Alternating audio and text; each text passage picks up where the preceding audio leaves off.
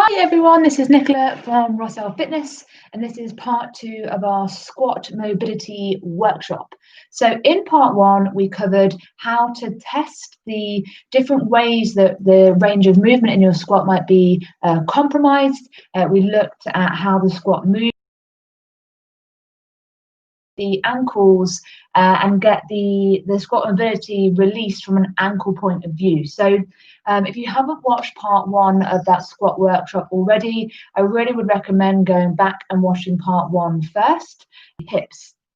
So a couple of bits that you might need access to today are 2 hardback books, a weight, or you will need a weight. You'll need a small tab just to make sure that we can get into the different ranges of movement. And then we're going to go through a nice warm-up, and then we're going to go into the next steps to help increase the range in your squat. So we're going to start with that warm-up now. I'm going to see if I can get my dog to move out the way and make sure we've got enough space. So this is her domain after all. So if you move back into a little bit of what you're looking for. So we're going to lean back, engage the core muscles, and drop the knees over to the other side. So what we're doing here is just mobilizing around the hips. So moving across, that start nice and slow, get the shoulders relaxed, squeeze the core muscles. If you're really stiff in the hips here, you can put your hands behind your back and just get that movement going over from side to side. So this warm-up that we're doing here is going to be nice and progressive. It's going to get the knees, the hips, the ankles all ready for doing some good, nice depth squats. So keep moving with that one. We're going to do this for roughly 30 seconds to a minute, whatever feels good for you. A warm-up is always the best way to get the best range of movement out of your body. The dog wants to play. 1 more each way. And then from here, we're going to put the hand down behind the knee here. And I want you to lift your hips up, push your hips to the front, stretch out through the hip flexor here, put your bum down, do the same on the other side. So we're coming up, stretching out the hip flexors, opening out the hips, and just open out here, get a nice stretch. Just being careful that you're not compromising your lower back. So lift up, push those hips forward, keep the pelvis tucked in. 1 more each way. Oh, the dog just wants to play. She's brought me her toy. And then have a little shake off with the legs. Come over onto the hands and knees. I'm just going to get a little bit into the lower back. So as you breathe in, lift the chest, let the tummy drop down. And as you breathe out, push the shoulders and the spine up toward the ceiling. Breathe in, tummy drops, chest lifts. And breathe out, shoulders and spine drive upwards, and the belly button pulls in toward the spine. We'll do 2 more of these, just feeling how your spine moves through that plane of movement. 1 more, breathing out to push up, and then float back into the middle. We're going to tuck the toes under now and come up into a crouch. So if you struggle with mobility in your hips and knees and you can't get down into this sort of really low squat with your chest lifted, then just come to whatever depth suits you. We're going to shift the weight from foot to foot, keep the knees out wide. Just go as low as you can. Keep the knees wide. You can use the elbows to push the knees out if you need to. For now, we're going to shift the weight from foot to foot. But this movement is going to mimic one that we'll do later to really improve the mobility in the hips to get those squats feeling really good. Keep pushing out, keep the chest lifted, use the hands on the floor if you need to. Hey, little one. And no, I'm not playing with you, am I? It's not all about you, you know. It really is. Everything is about her. And then shake off into the middle. I'm going to put the fingertips to the floor, push the hips up, straighten off the legs, and fold the chest down between. And then bring the bum back down, go to whatever depth suits you. So we're going to look into a wide leg forward fold, straightening off the legs, reaching the forehead to the ground, and bringing the bum back down to whatever depth is good for your knees and hips. Push up, fold in, and then back down. 2 more of these. So the fingertips are lightly on the ground, and back in 1 more time. Big push up, and back down. Okay, I want you to push up using the knees and the hips, shake off the legs. Come on, little one, have a sleep. And you're onto your feet. So I want you to think about the hips as a hinge now. So we're starting to get into some more movement specific warm-ups here. So I want you to set your feet up into your squat stance. So we talked about this in the first part. If you haven't watched that, I'll just go through it quickly now. So quite often we see squatters doing it in parallel. That doesn't really work for me. So I just like to angle my toes out very slightly, which also will allow my knees to track out a little bit and kind of not put me into the position where my knees drop in and compromise my knees in a bad way. So I'll take my feet just wider than my hips and shoulders, and the toes are slightly pointing off parallel. And then we're going to go into a hip hinge. So we're going to push the hips back, lengthen out the back of the legs, keep the chest lifted, and drive the hips back in. Same again, drive the hips back, get the chest lifted, feel those glutes and those hamstrings lengthening out, and push the hips back in and squeeze the bum. And again, lengthen out the back of the body and drive back in. Do 3 more of these. We're just working on mobilizing, get all the different muscles ready. What we're going to do, 1 more, hips back, lift the chest, and push back in. Okay, have a good shake off with the legs.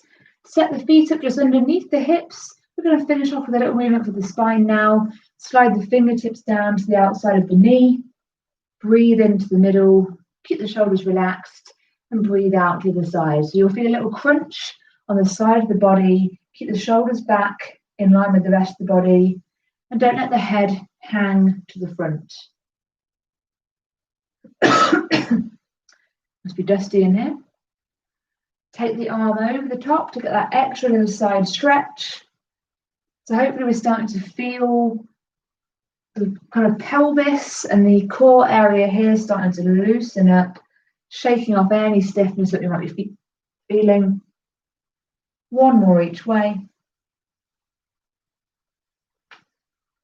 And shake off. So once you've done your warm-up for any session that you're going to do, but particularly before a squat-based workout, we need to make sure that you are testing that range of movement, particularly if you are going to do those mobility exercises. We need to have a way of recognizing if we are making that progress that we're looking for. So quickly, just from that first session, we've got that toe test against the wall. Just make sure you can see. So we're going to use the fist in front of the toes, shuffle the toes in, support yourself on your back knee, and then with that fist distance between the wall and your toes, you're going to push through with the knee going toward the floor, making sure the heel down here stays stuck to the floor. If you pass that test, if your knee can touch the wall without lifting that heel off, we can extend the test and do fist plus thumb. So if you pass the first test and you want to make it more challenging, and start to track in, and I only get to about 1 inch away from the wall here before my heel starts to lift. So that is showing me that I need to do a little bit of work on my ankle mobility. So we could that in part 1, but that is the test that we're coming back to in between each of the sets of things that we do today. I need a drink of water. In between each of the things that we do today, to see if the work on the hip mobility is increasing that range of movement as well. So if our ankles are compromising on mobility, we need to keep working on that stuff, as well as all the things I'm going to show you today. So let's see what else we can do when it comes to work on this squat mobility. My little dog. So we're going to use a weight in the goblet position for increasing that range of movement in the squat. So this is the slightly more challenging version of this. I'm going to show you a couple of regressions if this feels like too much for you. So when we hold the weight in the goblet position here, it acts as a bit of a counterbalance, and it helps us to sit right back into the squat without toppling over backwards, which can happen if we don't have something held on at the front. So I'm going to use something fairly light. I'm going to use a 5 kilo weight plate. Come on, out the way, come on, over here. So what I want you to do is set your weight up in front of your chest. That could be a plate or a kettlebell or anything you've got access to, a dumbbell. Set up your squat stance, so the feet just wider than your shoulders, toes pointing out, and heels stuck to the floor. I want you to think about corkscrewing your feet into the floor. So when we bend the knees and push back, we're not coming up with the heels off the floor. The feet are stuck or glued or corkscrewed down. And when you do that, when you kind of get the feet stuck to the floor, you'll feel, hopefully, your glutes engage gently. So just get that feeling into your body, stick those feet to the floor, engage the glutes. Then we're going to bend the knees, push the hips back, keep the weight forwards, and just come down as low as possible. And you can use the elbows here just to nudge out the knees to either side. So just make sure that you keep the chest lifted. We're not collapsing through the spine here. And then I want you just to start to move the weight over each foot. So like in the warm-up like we did, but we're not shifting and lifting the heels this time. We're just putting a bit more pressure over each foot, keeping the heels more or less on the ground. Some dust in my throat, man. Not ideal. Okay, keep doing that. We're going to try this for at least 30 seconds. If you find this uncomfortable, or you can't do this version, or you want to come out of it a bit sooner than I do, then do what's right for you. But I'm going to show you a couple of ways to do this in a minute that if you're struggling with, then you can adapt it and do it to suit yourself better. So 10 more seconds, shift from side to side. Just go as low as you can. So pushing the weight into each foot, over that ankle. And we're going to squeeze the bum, squeeze the thighs, and push back up. So I want you to shake off your legs here. Really shake off. Make sure you're feeling good. And if that was a bit too tricky for you, I'm going to show you a way to make that a little bit easier. So if you were struggling to get down there without your heels being lifting off the floor, I want you to grab a couple of hardback books. I was ill prepared, and so I've only got my little photo books here. But if you can get a couple of hardback books that are the same depth, we're going to do the same thing that we just did. In fact, probably start just with your body weight, just where you get used to it. You're going to prop those books up underneath your heels, get your squat stance set up, and then bring yourself down as far as you can into that squat. So if you're confident, you can use your weight, and again, do the same thing. So just shifting the weight over the ankle. You know, the ankle may start to burn, but try and lift the chest. Try not to collapse down through the chest. Keep the pelvic floor pulling in as well. You know, about 30 to 60 seconds doing this as well. Just get the knee range and the ankle mobility sorted out. If you are really tight in hips, knees, and ankles, you may find it hard to do this for more than a few seconds. And if that is the case, then just make sure you do it and just gradually increase it by a few seconds each time that you try. So we're not trying to go into something that feels really uncomfortable all the time. Okay, we're going to push up from there, squeeze the thighs, squeeze the bum, and shake off. So if even that felt a little bit too challenging for you, I want you to grab a small towel or something that you can hook around a door handle. So we're going to open the door over here.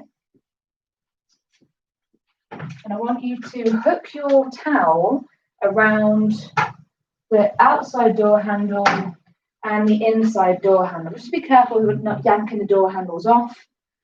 Dog, you're in the way again. Come here, into bed.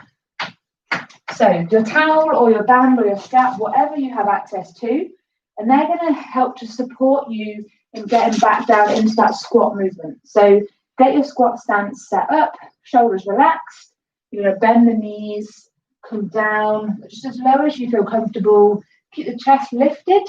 And just get into whatever range feels good for you. If you can get all the way down, that's great. But if you're up here, that's cool too. Keep the feet stuck to the floor. Keep the inner thighs squeezing, the bum squeezing. And just start to, again, just move slowly from foot to foot. You are going to find the door moves with you, and that's okay, as long as you feel stable. So just one of these three things hopefully will be the right thing for you to do. And then about 30 seconds doing that one, and shake off the legs when you're okay. So if you really are struggling to get down into that range with the squat all the way with the bum down toward the ground, then either get those books underneath the heels and get into the squat that way with that nice kind of support with the heel, or use what you have in your house and use a gentle support with the arms attached to something. Just be careful that you're not really yanking it. Oh no, no. Just be careful that you're not really yanking it so that you're not going to pull your door off its hinges and you're not kind of relying too much on your shoulders and arm strength. We want to be putting the work into the legs, into the kind of the core and into the hips and knees. Okay, so have a little retest at this stage. So if you come back to the wall, and we're going to retest the both of the ankles. I should have said when you're testing, do both sides so you know where you do the work. So I was using my right leg on the last time. I passed the first test with just the fist, but I did not pass the second test where I had the fist and the thumb. So we've done a little bit of that release work now around the hips and a bit into the ankles. That kind of movement from side to side is releasing those ankles. So if we hopefully are going to aim to improve that distance, which I think I have. So my heel is still down here, and I've reduced the distance from the wall from 1 inch to 1/2 inch. So just from a little bit of work there in getting into the squat position, moving from side to side, putting the weight into each foot, I'm getting a nicer range on that movement. Okay, so what we're going to do now is have a set of 10 bodyweight squats, the kind of goblet position if you want to, but your arms can do whatever you want them to. We're going to see how those squats feel now that we've gone through a few of those mobility exercises. So if you set yourself up, set the feet up as they were. I'm going to come to the side this time just so you can see a different range. So set the feet up wider than the hips, the toes pointing out to the corners, get the arms and shoulders relaxed, and we're going to go into a nice set of 10 at your own pace to whatever depth suits you. Stick those feet to the ground, corkscrew them in, and get those glutes fired up. Then we're coming down for a nice, hopefully smoother set of 10 reps. Off we go.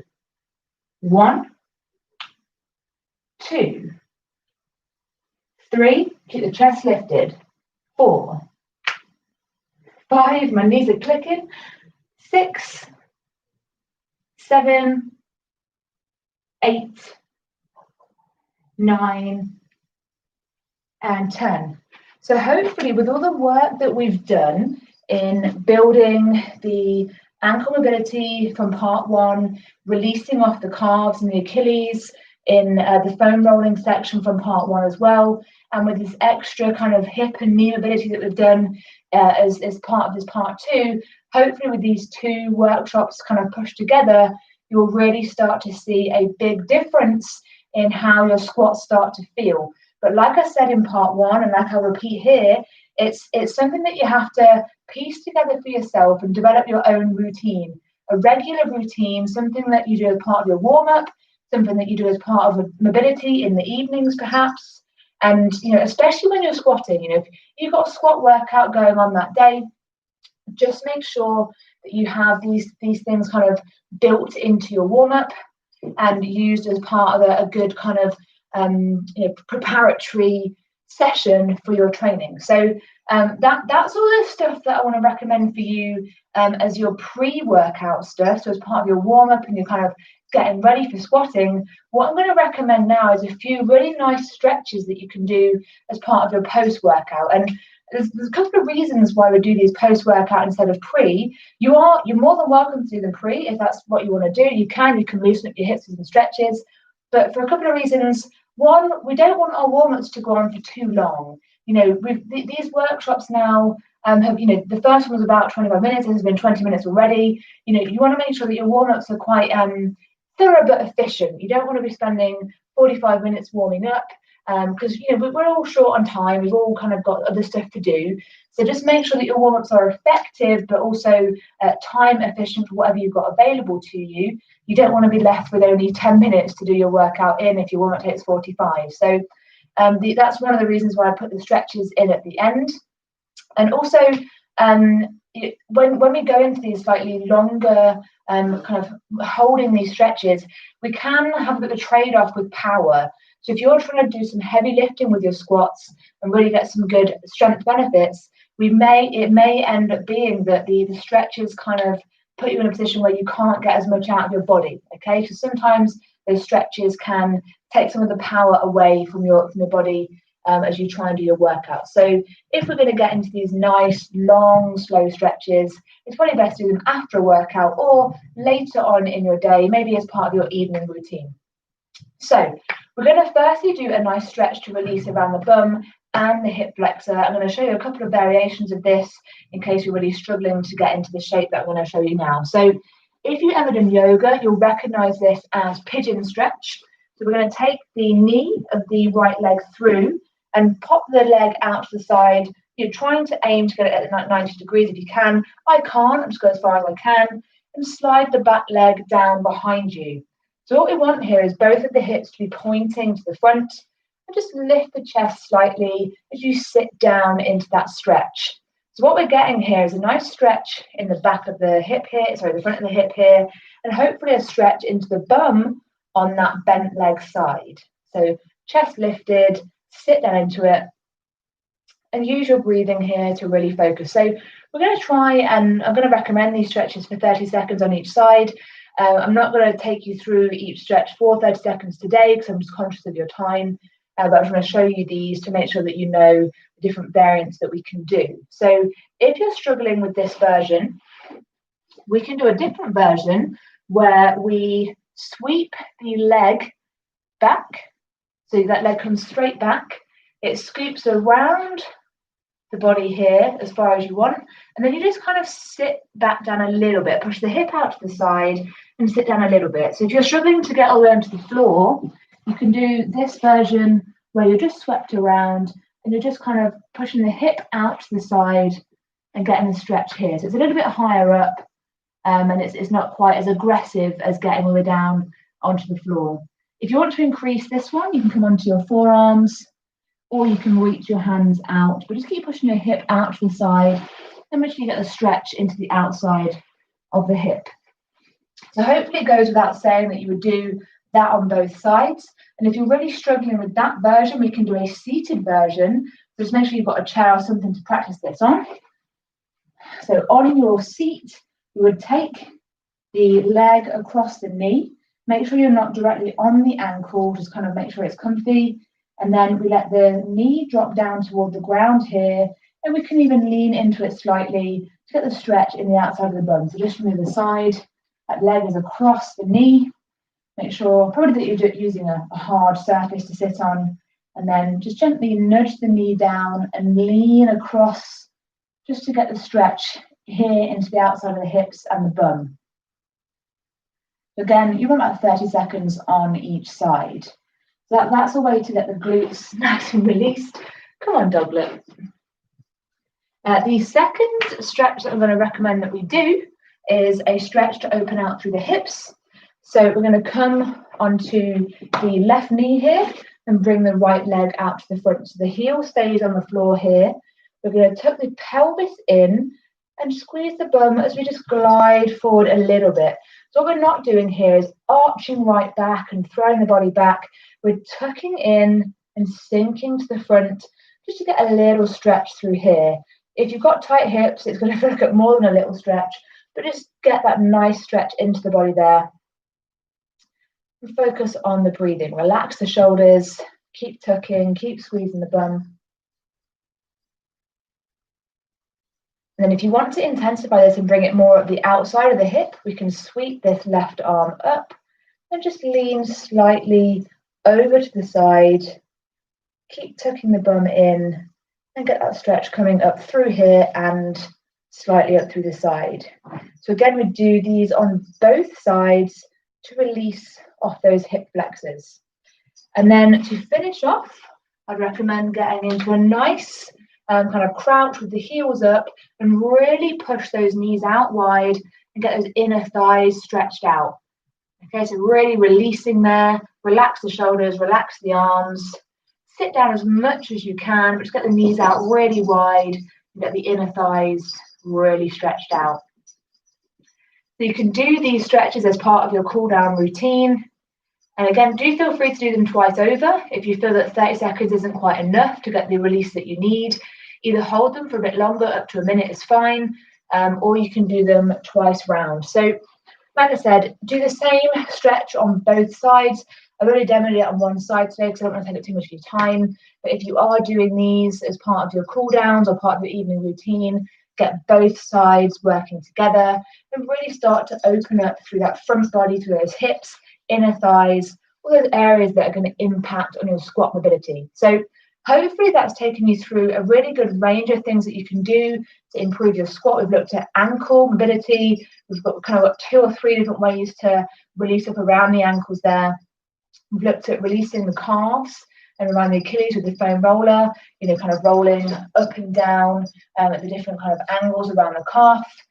Today we've then looked at the kind of the hips and the knees and getting into that range and lots of different levels and ways of doing that. So we've built up towards developing a really hopefully thorough and good routine for you to use to kind of make it work for you. If there was one thing in particular that worked better than something else, then pick that above the thing that I said.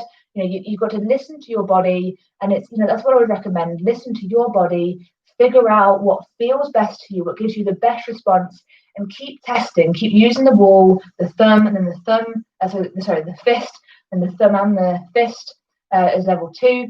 If you're not quite there, you could always use half a thumb.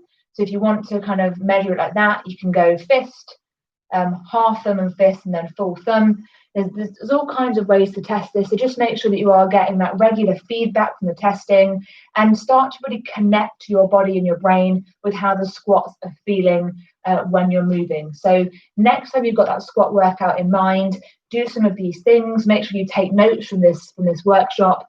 If you have any questions, you can ask them online or offline. Get in touch with me, Nicola, at rossellfitness.co.uk, and I can help you to kind of develop your own mobility routine and warm routine as part of a really thorough and good, effective workout. Thank you so much for your time. I'm sorry I've been a bit coughy today. And I'm not really sorry about the dog, because hopefully she's added the cuteness factor to the workout. We'll see you soon for another workshop or another live workout. Have a great day, have a great week, and we'll see you on the next one.